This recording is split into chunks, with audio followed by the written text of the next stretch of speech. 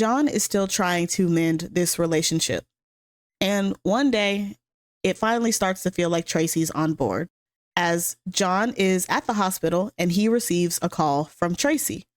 And seemingly out of nowhere, Tracy is dead set on mending the relationship and apologizing for everything that she's ever done to hurt John.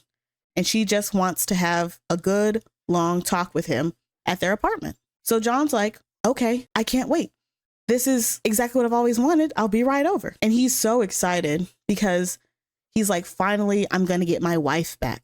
That is until shortly after that call with Tracy, he gets a call from his private investigator and he answers.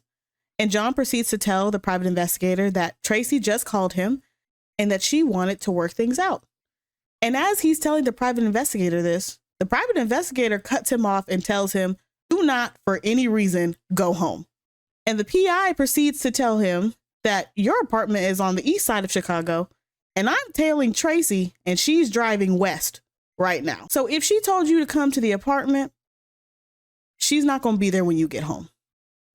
And of course, this put a pit in John's stomach.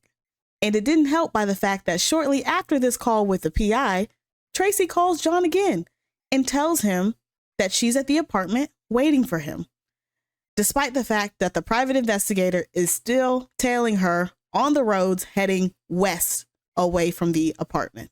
And we have no idea what was waiting for John back at the apartment. But what we do know is that shortly after this incident, this is the straw that finally breaks the camel's back, and John files for divorce.